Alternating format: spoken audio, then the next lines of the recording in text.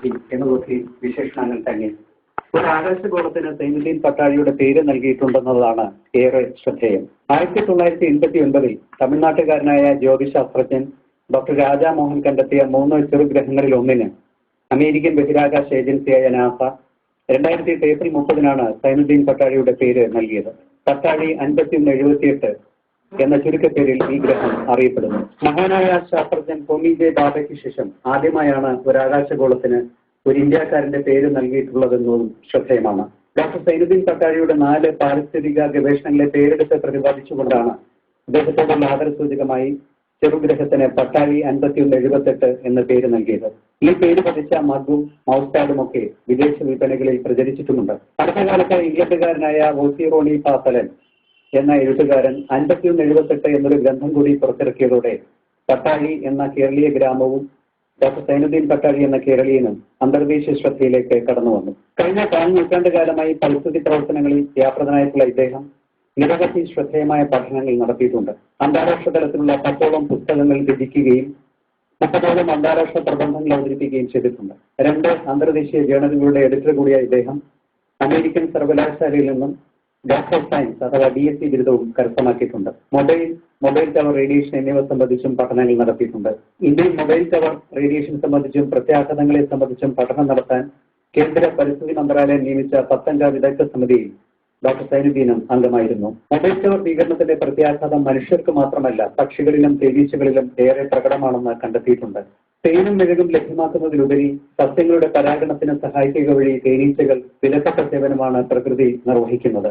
ഏതാണ്ട് 60% സസ്യങ്ങളിലും പ്രാണികൾ മുഖേനയാണ് പരാഗണം നടക്കുന്നത്. വേലക്കാരി ഈച്ചകൾ റേഡിയേഷൻ കാരണം കൂട്ടിലേക്ക് മടങ്ങുന്നില്ലെന്നത് വളരെ ഗൗരവതരമായ കണ്ടെത്തൽ തന്നെയാണ്. നാണ്യവിളകളിലും പച്ചക്കറി വർഗ്ഗങ്ങളിലും ഒക്കെ പരാഗണത്തിന് തേനീച്ചകളുടെ സേവനം അത്യന്താപേക്ഷിതവുമാണ്. നിരവധി അന്താരാഷ്ട്ര പുരസ്കാരങ്ങൾ പട്ടാഴിക്കാരനായ ഈ ശാസ്ത്ര പ്രതിഭയെ തേടിയെത്തിയിട്ടുണ്ട്. 2000 അമേരിക്കയുടെ ആൽബർട്ട് ഐൻസ്റ്റീൻ അവാർഡ്, 2005 ഇംഗ്ലണ്ടിന്റെ ഇന്റർനാഷണൽ ഐൻസ്റ്റീൻ അവാർഡ്, 2008 കൺസ്യൂമർ രത്ന അവാർഡ്, അതേ വർഷം തന്നെ ഓക്സ്ഫോർഡ് ബയോളജിക്കൽ ഇൻസ്റ്റിറ്റ്യൂട്ടിൽ നിന്നും സ്വർണ്ണ മെഡൽ എന്നിവയൊക്കെ അംഗീകാരങ്ങളിൽ ചിലത് മാത്രം. ഡോക്ടർ സൈനുദ്ദീൻ പട്ടാഴിയെ തേടിയെത്തിയിട്ടുണ്ട്. കഴിഞ്ഞ 25 വർഷമായി അദ്ദേഹം പരിസ്ഥിതി മേഖലയുമായി ബന്ധപ്പെട്ട് പ്രവർത്തിച്ചു വരുന്നു. തന്റെ കണ്ടെത്തലുകളുടെ പിന്നിലുള്ള പ്രചോദനം എന്താണെന്ന് നമുക്ക് അദ്ദേഹത്തിൽ നിന്ന് തന്നെ അറിയാം.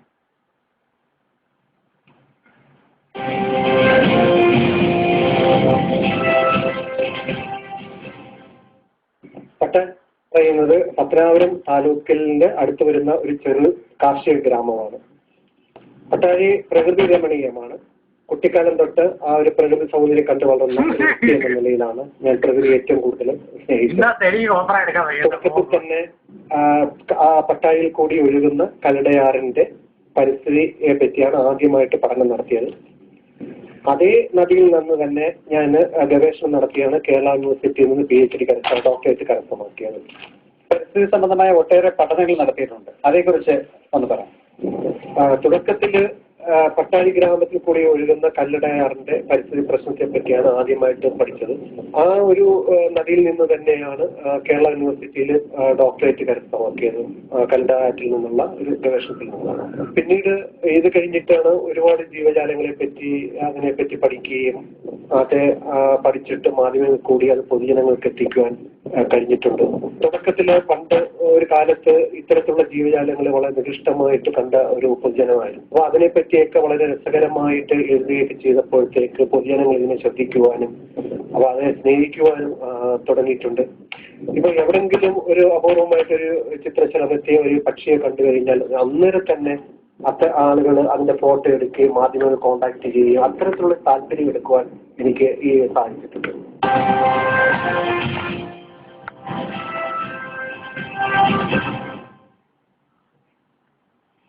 രാജ്യത്തിന്റെ പല ഭാഗങ്ങളിലും അദ്ദേഹത്തിന്റെ ഗവേഷണങ്ങൾ പഠന വിധേയമാക്കുന്നുണ്ട്.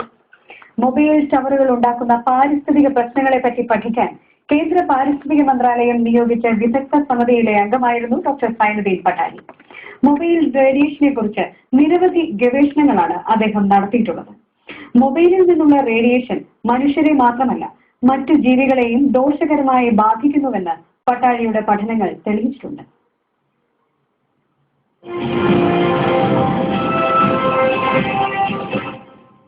മൊബൈൽ ടവർ ഏറ്റവും കൂടുതൽ സാന്ദ്രതയുള്ള സംസ്ഥാനം കേരളമാണ്. ടവറിന് 500 മീറ്റർ ചുറ്റളവ് താമസിക്കുന്ന ജനങ്ങൾക്ക് ആരോഗ്യ പ്രശ്നം ഉണ്ടായിട്ട് കണ്ടെത്തിയിട്ടുണ്ട്. അത് പ്രധാനമായിട്ട് ഉറക്കമില്ലായ്മ, ആലസ്യം, ത്വക്ക് രോഗങ്ങൾ, തലവേദന, കണ്ണിന് അസുഖങ്ങൾ മുതലായ അസുഖങ്ങൾ കണ്ടെത്തിയിട്ടുണ്ട്. അപ്പോൾ ഈ ടവറിൽ നിന്നായാലും മൊബൈൽ ഫോണുകളിൽ നിന്നായിട്ടും പുറത്തു വരുന്ന കിരണങ്ങൾ എന്ന് പറയുന്നത് ഇലക്ട്രോമാഗ്നറ്റിക് റേഡിയേഷനാണ്, വൈദ്യുതകാന്തിക തരംഗങ്ങളാണ്. ഈ തരംഗങ്ങൾ അന്തരീക്ഷത്തിൽ വ്യാപിക്കുക ഇത് മനുഷ്യ ശരീരത്തിലൂടെ പതുക്കെ പതുക്കെ കടന്നുപോയി ഒരുപാട് ആരോഗ്യ പ്രശ്നങ്ങൾ ഉണ്ടാക്കും. ഒരു മൊബൈൽ ഫോൺ സ്ഥിരമായിട്ട് ഉപയോഗിക്കുന്ന ഒരു വ്യക്തികൾ പോലും ഒരു 3-4 വർഷം കഴിയുമ്പോഴേക്കും അവർക്ക് മെമ്മറി ലോസ് ശക്തമായിട്ട് മെമ്മറി ലോസ് വരുന്നതായിട്ട് കണ്ടെത്തിയിട്ടുണ്ട്.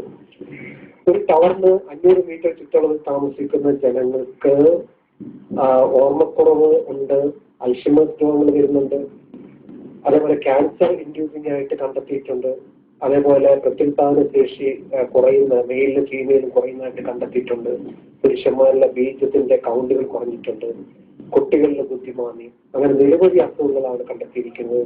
ഇതിനെ സ്ഥാപിക്കാൻ വേണ്ടിയിട്ട് ഒരുപാട് പഠനങ്ങൾ ഇന്ന് അന്തർദേശീയ തലത്തിൽ തന്നെ നിലനിൽക്കുന്നുണ്ട്. നേരത്തെ തുടക്കത്തില് വേൾഡ് ഹെൽത്ത് ഓർഗനൈസേഷൻ പറഞ്ഞത് ഇതിൽ നിന്നുള്ള കിരണങ്ങൾ ക്യാൻസർ ഉണ്ടാക്കത്തില്ലെന്നാണ് പറഞ്ഞത്. ഇപ്പോൾ ലേറ്റസ്റ്റ് ആയിട്ട് 2011 അവർ ഇറക്കിയ റിപ്പോർട്ടിൽ പറയുന്നത് ടവറിൽ നിന്നുള്ള മൊബൈൽ ഫോണിൽ നിന്നുള്ള ഇലക്ട്രോ മാഗ്നറ്റിക് കിരണങ്ങൾ ക്യാൻസർ ഇൻഡ്യൂസ് ചെയ്യുക, അതായത് ക്യാൻസറോജനിക് ആണെന്നാണ് പറയുന്നത്. അതേപോലെ തന്നെ നമ്മുടെ ടെക്നോളജി എന്ന് പറയുന്നത് GSM ടെക്നോളജിയാണ്.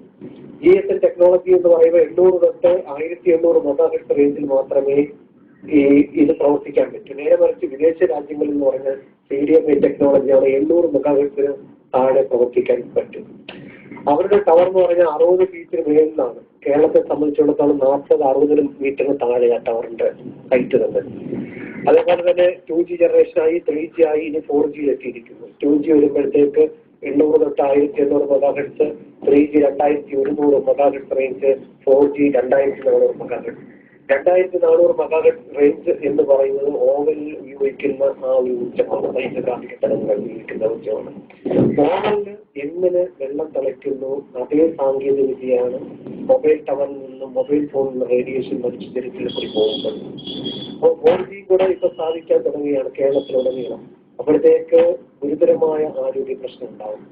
ഇപ്പൊ ഒരു ടവറിന്റെ ഒരു പവർ 10 വാട്ട്സ് ആണെങ്കിൽ അത് ഒരു 450 മീറ്റർ വരുമ്പോഴത്തേക്ക് അത് 650 micro watt per square centimetre ആവും.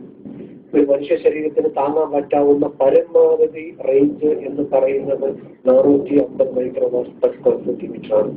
ഇത് മനുഷ്യരെ മാത്രമല്ല പക്ഷി മൃഗങ്ങളെ എല്ലാം ഒരേപോലെ ബാധിക്കുന്നു.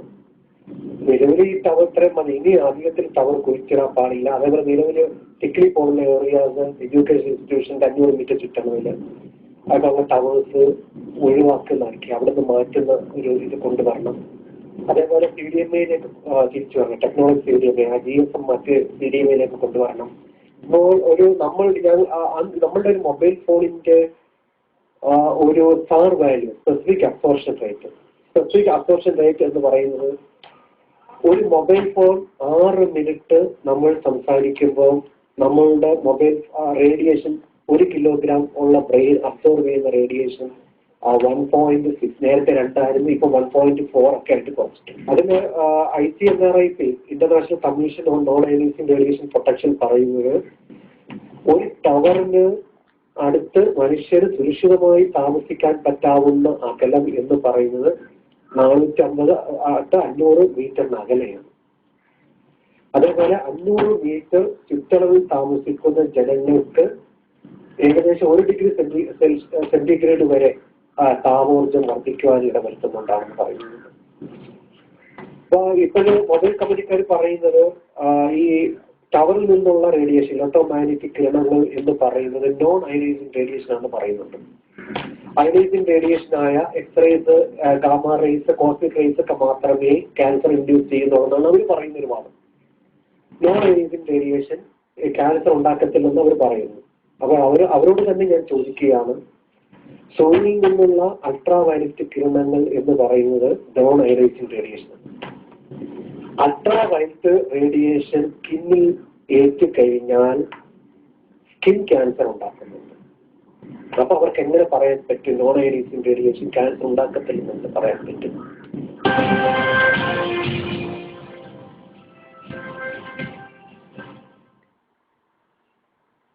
ഇനി ശാസ്ത്ര ലോകത്തു നിന്ന് സംഗീത ലോകത്തേക്ക് നമുക്കൊന്ന് പോയാലോ? സംഗീതം ഇഷ്ടപ്പെടാത്തവരായി ആരും